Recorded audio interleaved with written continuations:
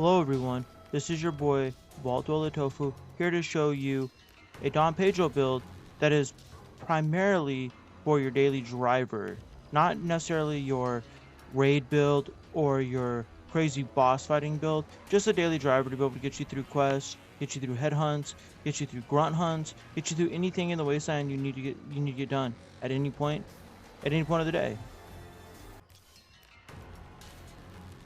So like you see with this Deathclaw, right? Even in VATS, we're able to essentially kill him in four, five, six hits, which with a pistol, that's pretty dang good if you ask me.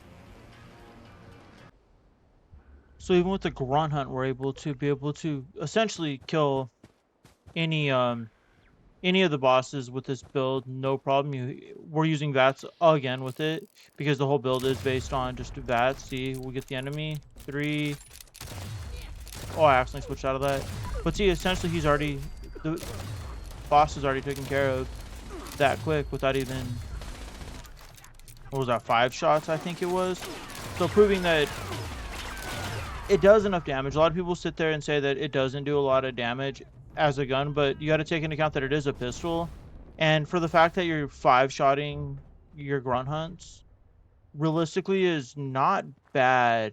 And that's 90% of 90, I think it's like 99% of bosses I'm able to 5-shot every grunt hunt, which will make grunt hunt fighting so easy. We'll just take that guy out at the end. So for the legendary perks I'm running on my Dom Pedro, I'm running Furious, Explosive, Swift, Polished.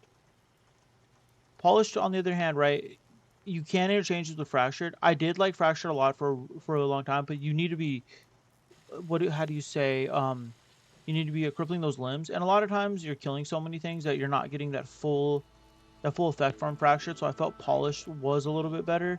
And with my regular mods, I'm running a 0.308 prime receiver, which obviously makes it so it's so much more damage. Short barrel, align grip, Fortinate 6 magazine, the standard sights, explosive penetrating. Explosive penetrating by far is probably the strongest out of the last mod you can get for your gun. By far, we've done tests with all the other different mods for it, and by far that's the best damage you'll get out of it for that mod. But this right here, Furious, Explosive, Swift, and Polished, all these legendary mods, all this is pretty much the top of the line what you're gonna get. I wouldn't really recommend going any way else with it, but I mean you can switch Polished for Fractured.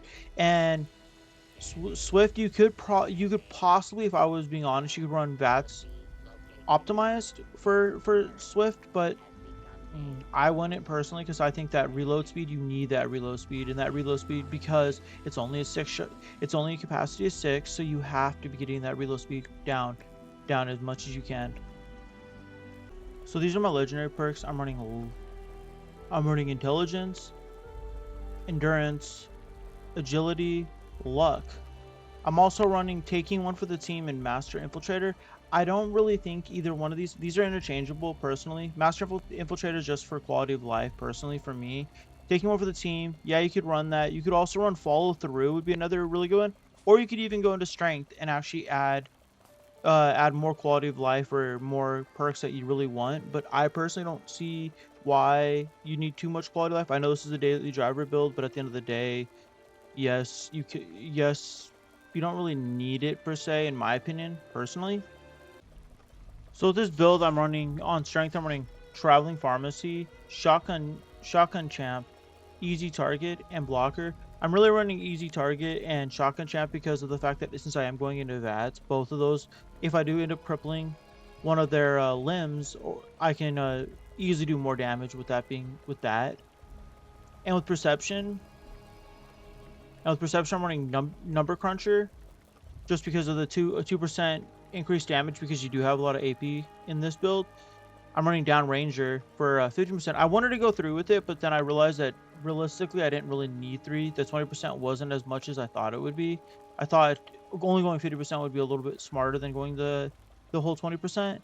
Tank Killer, it's just nice to be able to block all to get past 40% of the armor, obviously.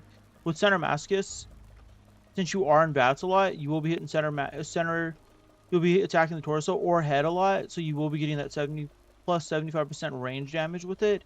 And Consecrated Fire, that accuracy, you need that, because with the Dom Pedro, you're not really getting that many accurate shots. So, and running it at 1, I originally was running at 1 and it wasn't that good, so getting it at 3 was way better. And awareness just makes sense to get more accuracy based on your perception. And since we are at 15, I mean, it just makes perfect sense. For endurance, we're running Life Giver, Fireproof, Life Giver for more HP, because obviously this will be a down and dirty. You're getting in front of everybody at all times. Fireproof, because it does explode. So the fact that it does explode, I was dying a lot when I first started doing this. And I've noticed a lot of builds aren't running Fireproof, but taking that 45% less damage from explosions and flame attack is so useful. You don't realize how many times the Dom Pedro actually will explode and you'll just be there and you're dead. Ironclad, I wanted to run it at 3, but Ironclad at 3 isn't really useful in my opinion. 50% is well more than enough than what you need. Starch Genes, obviously, because you're running your mutations. Thirst Quencher, increase max AP based on, I mean, it's just obvious. You need your AP as high as you can get it. Iron Stomach increases damage and energy resistance based on your, while not diseased. Of course, you need that. And increase element resistance based on your endurance while not diseased. Your chemistry, I did strange in numbers because you're always in a team, obviously. Spiritual healer, because you are taking a lot of damage and you will end up dying. You will be losing a lot of health a lot in this build. So just to be honest, since you're always on teams anyways, it's just smart to just be able to regenerate a little bit of health, so you're not using too many stim packs as much as you want. And Tenderizer just makes sense because each attack makes your target take increased damage. Have to have Tenderizer with this build. With Intelligence at 8, we're running First Aid, to get restore more HP based on your intelligence. Build Surgeon stim packs, heal faster. You need that healing faster because this build will take your health down a lot. Demolition Expert, I really, really like Demolition Expert because 60% damage of explosion damage is so nice. Batteries included because your ammo is energy ammo, so it does make sense to run that so you're not wasting so much space on having your ammo weighing you down. For agility, we're running Gunslinger, Gorilla Master, Gung Fu. This is because you're switching through so many targets so many times when you're going around. So at 3, it was so perfect to me because plus 90% damage up to 3 targets is so nice at the end of the day. A Gorilla Expert plus 1% reload speed on onslaught stat. It's so good. Adrenaline, gain a plus 10% damage per kill while on a kill streak, max of 10. I mean, so you get up to 100% plus damage while on a kill streak, right? And then we have Gunslinger Expert, obviously for the onslaught stacks. Sorry, I spoke too fast there. Honestly, the onslaught stacks I'm seeing so much. Like I'm seeing sometimes 2k, sometimes up to 2.5k with my crits when I'm in VATS. So for luck, we're running Classy Freak, which you obviously just makes sense because you want your negative effects on your mutations. Critical Savvy, critical hits now only consume 55%. I mean, obviously you want your criticals to only consume so little because of the fact that you just need these VATs to be critting as much as possible to make this build really work. With Grim Reapers, this was one that a lot of people weren't running in their builds, and it really caught me off guard because literally you're killing so many people. You're killing so fast. It's so quick in VATS. You're literally one-shotting pretty much every enemy outside of like your Deathclaw, your what else are you killing? Like your bosses, you're not killing them at one shot, so you need as much VATS as you can get that. So getting restoring action points based on your luck is so nice.